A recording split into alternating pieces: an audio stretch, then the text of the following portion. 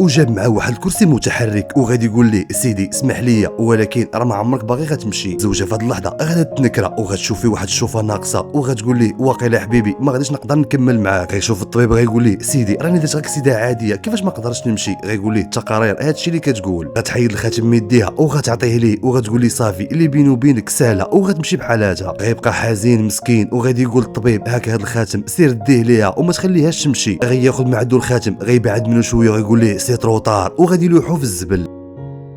السؤال اللي مطروح في هذه القصه واش هذه المراه عندها الحق دير بحال هكا؟ واش العشره كتسالي من انك كتولي معاق ولا ضعيف؟ الاجوبه هي اللي غادي نشوفوها في هذه القصه. المراه جالسه في دارها ما عليها ما بها شويه حتى غيجي يدق عليها الطبيب. غتقول ليه شنو بغيتي؟ الزوج ديالي راه كاين في السبيطار. غيقول ليها لا جيت نطمئن عليك. غتقول ليه واش كدير هادشي مع كاع الكليان ديالك ولا كاع المرضى؟ غيقول لها اللي كيدوزوا في ظروف صعيبه بحالك انتيا وكيحاول انه يتقرب منها وكيقول لها باللي عارفك دابا خاصك شويه الحنان خاص شي واحد يوقف معاك ويهضر معاك شويه حتى غتسمع الدقان في الباب. غتحل الباب غيبانوا ليها البوليس. غيسولها ويقول لها واش ديال الدار ديال فلان فلاني؟ غتقول ليه غيقول لها واش هو اللي دارك سيده البارح؟ غتقول ليه عاوتاني شنو واقع؟ غيقول لها باللي خدا واحد التكريم غير 50,000 دولار. غتقول ليه لا هو راه ضرباتو طوموبيل شنو دار زعما؟ غيقول لها الطوموبيل اللي ضرباتو كانت شافره واحد الدريه صغيره وبسببه هو وقفات الطوموبيل. هادشي علاش غياخذ هاد التكريم هذا غيعطيها الورقه وغيمشي بحالاته. وهنايا الطبيب غيدور عندها وغيقول لها ما يهمكش هادشي السيد صافي راه معاق ما يقدرش يمشي وما عنده ما يدير بهذا التكريم. غتقول لي اول حاجه نتايا غتسد عليا فمك الخدمه ديالك في السبيطار ماشي هنا.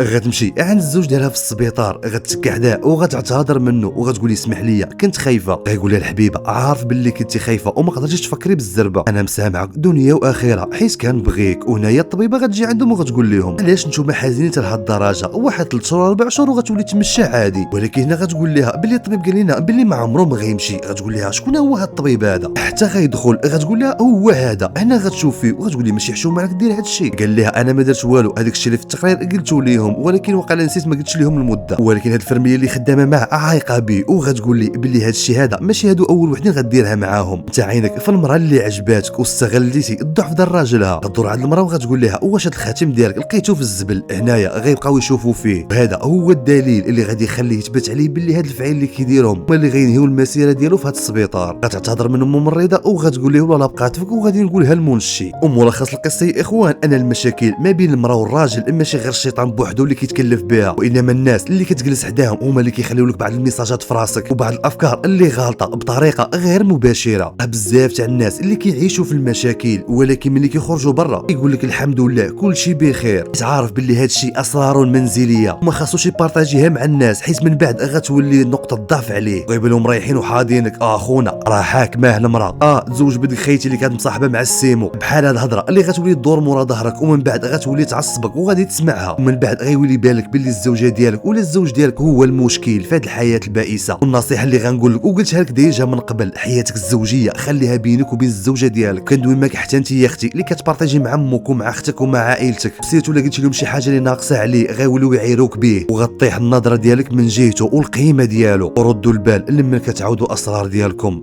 كنتمنى تكون عجباتكم هاد القصه والقصص اللي كنشروا لكم على الصفحه. كان معكم خوكم هشام الى قصه قادمه ان شاء الله.